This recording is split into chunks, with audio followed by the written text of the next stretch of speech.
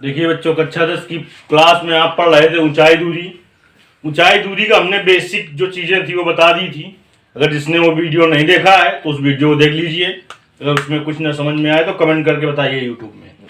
आज हम प्रश्नावली पढ़ाते हैं। इस ऊंचाई दूरी की एक ही प्रश्नावली है। इससे 4 या 6 नंबर का एक सवाल निश्चित आना है। देखिए, इस सवाल की भाषा जो है वो ज्यादा बड़ी है, इसलिए हम बोर्ड में सवाल नहीं लिख रहे हैं, सीधे हल करते हैं। आपके पास किताब होगी, उससे देख लेना।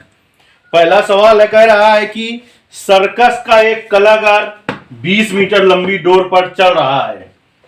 देखिए, सब चीजें हमने समझा दी थी आपको। क्षैतिज समतल कैसे होगा, कोई दीवार होगी, मीनार होगी तो कैसी खड़ी होगी, ये बेसिक में हमने बता दिया था। चलिए आज हल करते हैं सवाल। हमने कहा था मेन चीज इसमें चित्र ही है।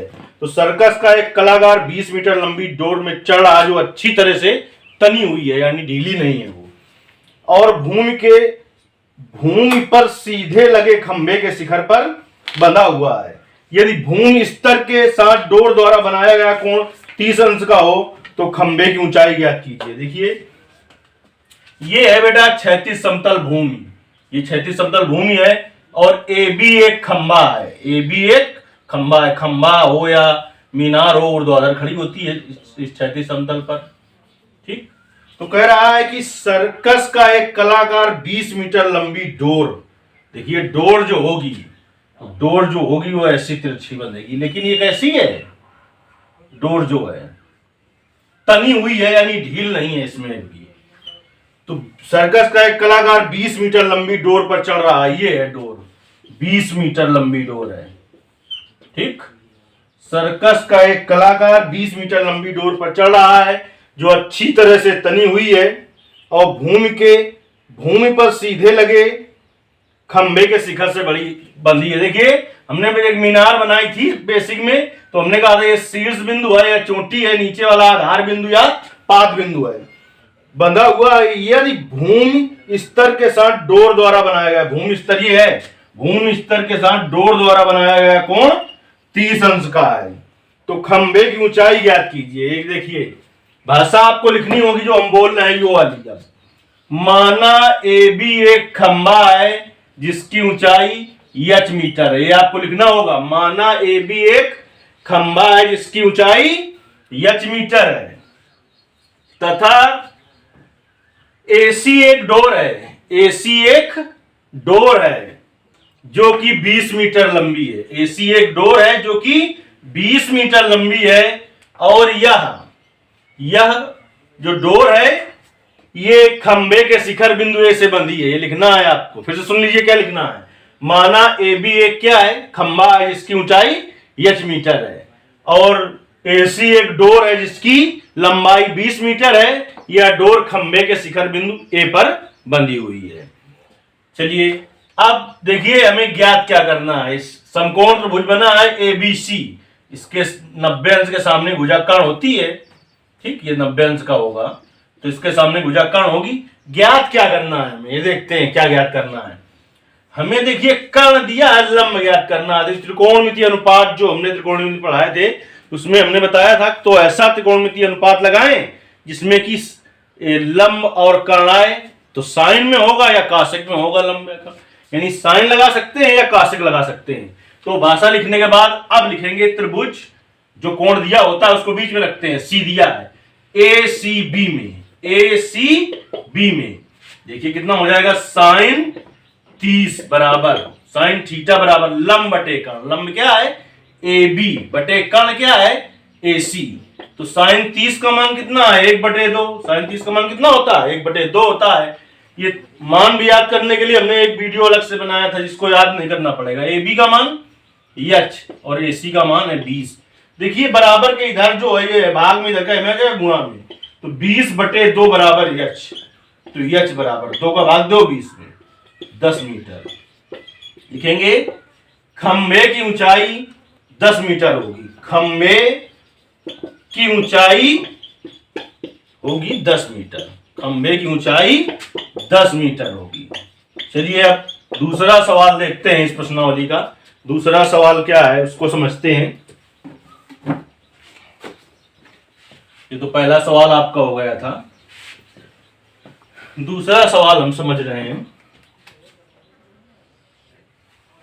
दूसरा सवाल कह रहा है आंधी आने से एक पेड़ टूट जाता है और टूटा हुआ भाग इस तरह मुड़ जाता है कि पेड़ का शिखर जमीन को छूने लगता है और इसके साथ 30 अंश का कोण बनाता है।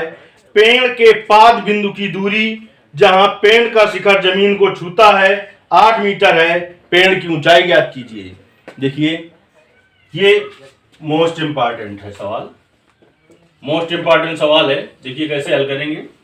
कहता है आंधी आने से एक पेड़ टूट जाता है और टूटा हुआ भाग इस तरह से मुड़ जाता है। देखिए कि क्षैतिज समतल है बेटा, ये क्षैतिज समतल है, सीधी रेखा होगी क्षैतिज समतल में, सीधी आपको खींचनी है। चित्र जो बनाना है आपको पटरी और पेंसिल से चित्र बनाना है। देखिए क्षैतिज समतल हो गया ये आपका, और ये क्या हो गया, एक पेड़ हो गया। क्षैतिज समतल पर एक पेड़ खड़ा है। देखिए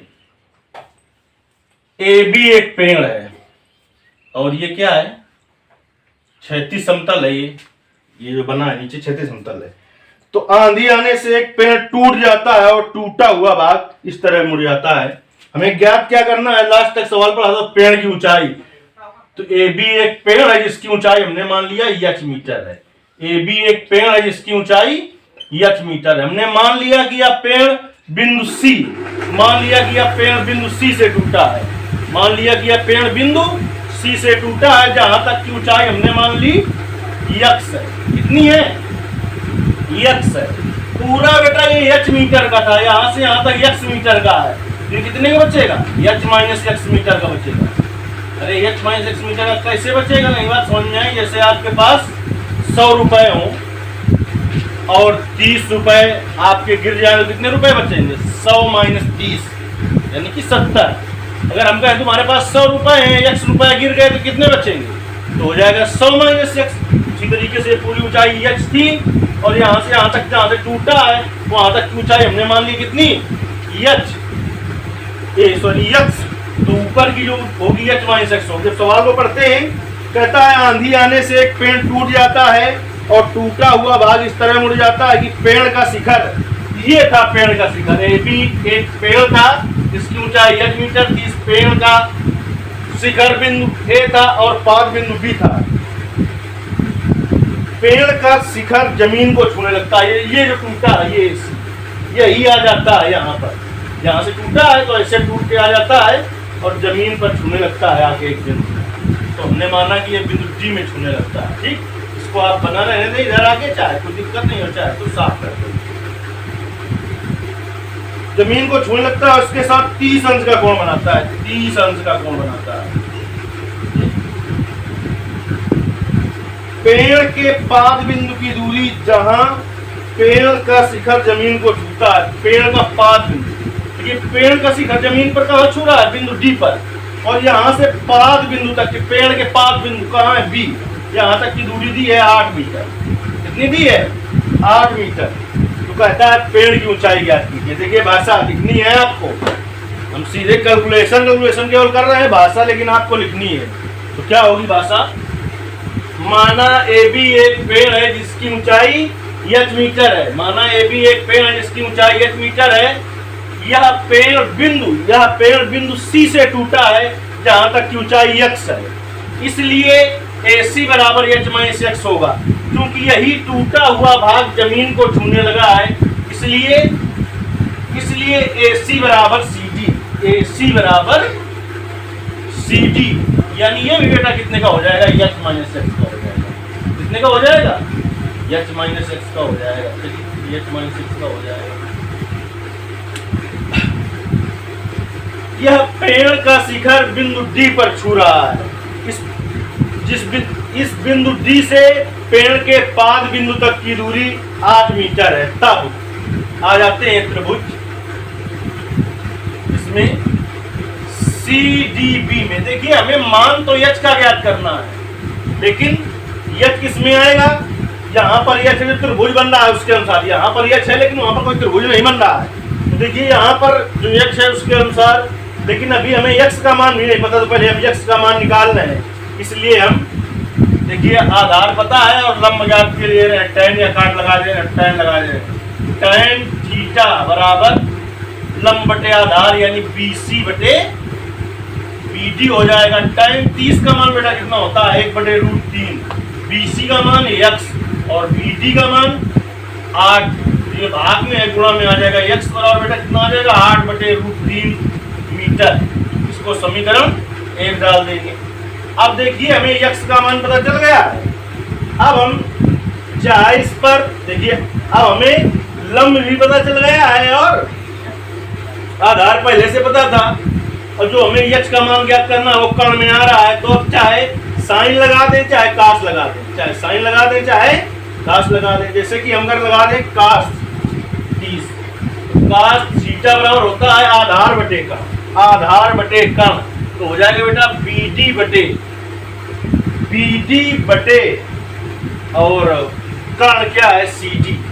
देखिए कास 30 का मान कितना होता है √3/2, कास 30 का मान कितना होता है √3/2।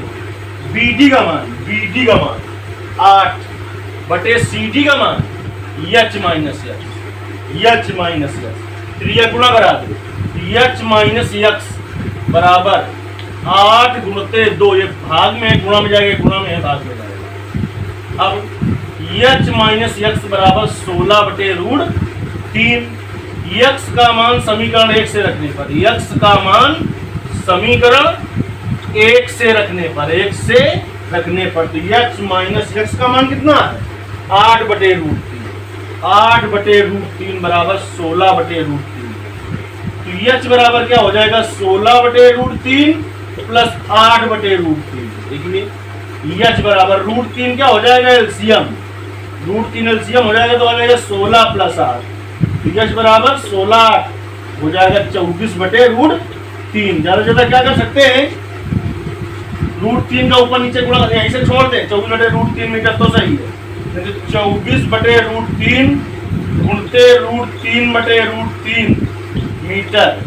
तो देखिए h बराबर हो जाएगा बेटा 24√3/√3 गुणते √3, 3 का भाग दे दो 24 में, तो 8 त्रिका 24 होता है।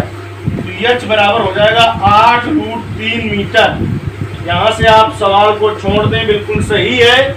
या फिर आगे आप क्या कर सकते हैं, √3 का मान रख सकते हैं 1.732, तो 8 गुणते 1.732 इसको हल कर लेंगे, जितना आ जाएगा वो इसका मान हो जाएगा। या फिर आप यहीं से छोड़ दें तो बिल्कुल सही है।